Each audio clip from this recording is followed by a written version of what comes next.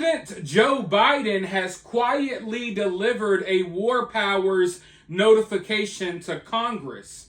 Now, this has been done on the low, apparently. Don't get me wrong, I knew about this the other day when it happened, but I didn't feel like it was necessary to report on it because I figured it would be, a big news story. I figured the mainstream media would be talking about it all day. I figured that people just in general would be talking about it, but that has not been the case. And this just lets me know that they don't want the American public to know how serious this situation is over there.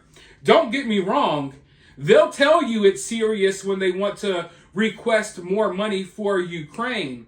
But from the looks of it, America wants to be balls deep in this war before letting the general public know just how involved we plan on getting.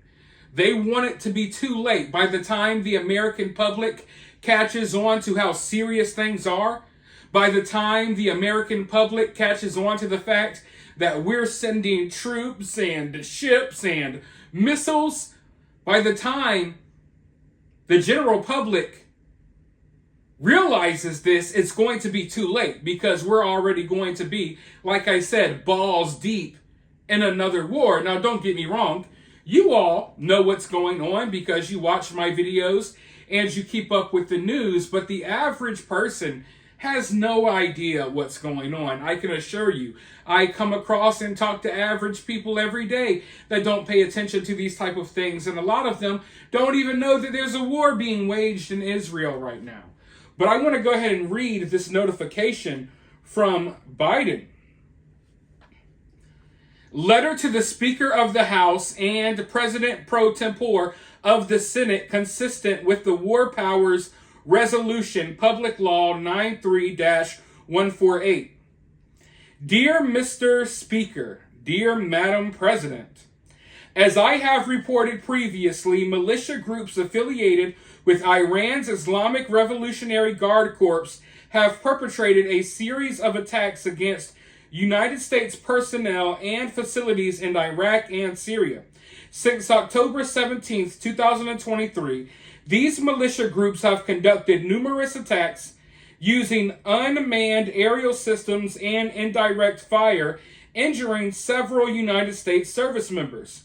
A United States contractor suffered a fatal cardiac incident while moving to shelter during one of these attacks. These attacks have placed under grave threat the lives of United States personnel and of coalition forces operating alongside United States forces. In response to this series of attacks and continuing threats of future attacks at my direction on the night of October 26, 2023, United States forces conducted targeted strikes against facilities in eastern Syria. The precision strikes and control munition storage and other purposes. The strikes were intended to establish deterrence and were conducted in a manner to limit the risk of escalation and avoid civilian casualties. I directed the strikes in order to protect and defend our personnel, to degrade and disrupt the ongoing series of attacks against the United States and our partners, and to deter Iran and Iran-backed militia groups from conducting or supporting further attacks on United States personnel and facilities. I directed this military action consistent with my responsibility to protect United States citizens, both at home and abroad, and in furtherance of the United States national security and foreign policy interests, pursuant to my constitutional authority as Commander-in-Chief and Chief Executive, and to conduct United States foreign relations. The United States took this necessary and proportionate action consistent with international law and in the exercise of the United States' inherent right of self-defense as reflected in Article 51 of the United Nations Charter. The United States stands ready to take further action as necessary and appropriate to address further threats or attacks. I am providing this report as part of my efforts to keep the Congress fully informed consistent with the War Powers Resolution. I appreciate the support of Congress in this action. So, I guess the reason why this isn't being spread far and wide is because they don't really want it out there.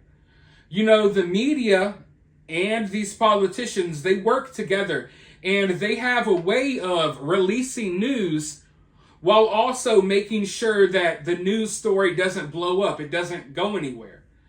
You know, like they'll put out a story about some celebrity and it will blow up into the biggest news story ever because they push it.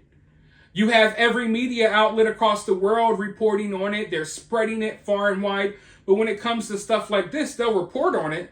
The information's out there, but they're not trying to make it easy to find. They don't want to talk about it because they know that the majority of us have too many distractions in our life to go digging to be finding out what's really going on. But this is what's going on, ladies and gentlemen.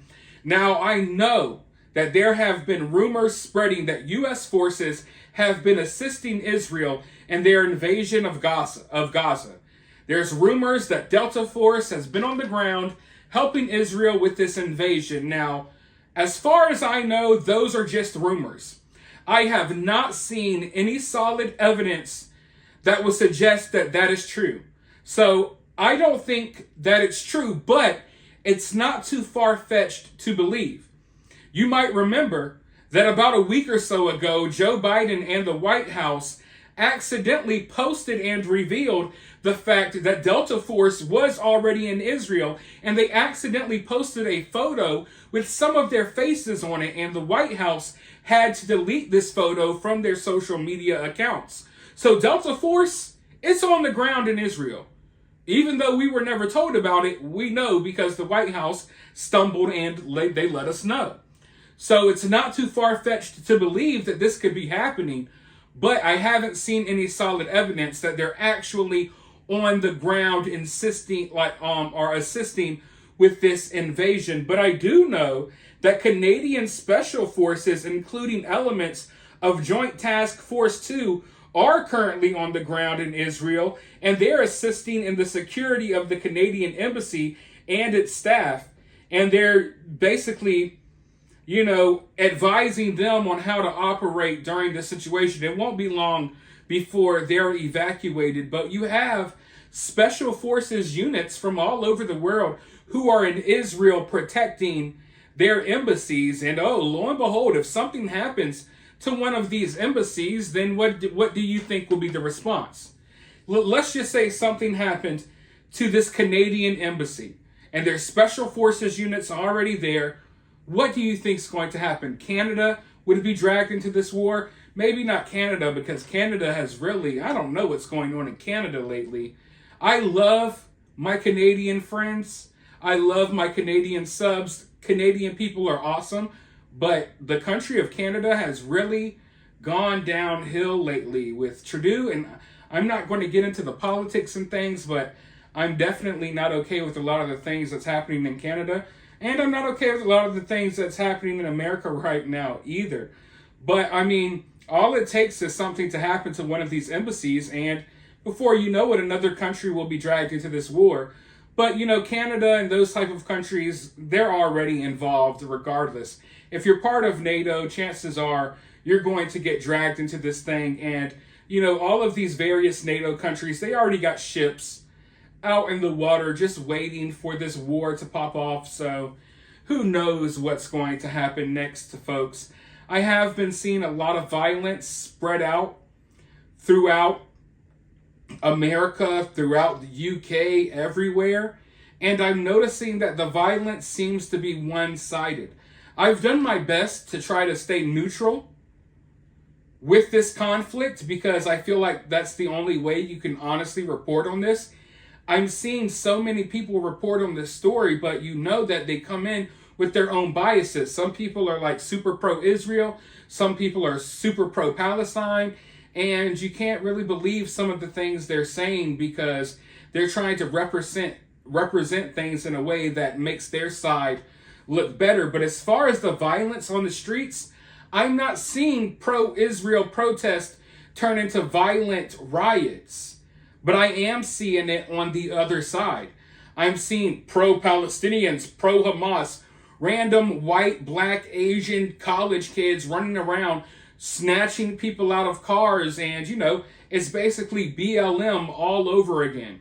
This is the next thing that everyone's going to riot and protest about, even though in all reality they don't give a damn about the situation. They just want to act crazy in the streets. But as far as I've seen so far, I'm not seeing any pro-Israel riots in the streets, pro-Israel people snatching people out of cars and attacking vehicles and things like that. But I am seeing a lot of pro-Palestinian people do that. And keep in mind, when I say pro-Palestinian, like I said, most of these people aren't Palestinian. Half of them aren't Muslim. They're not from overseas. A lot of them are dumb American kids that are caught up in the next new thing, and they want to go out there and protest because they think that it's cool and it gets them cool points with their peers. So I'm watching as all of this violence breaks out across the world, and it's really sad. It's really sad. And I really hope that that can come to an end.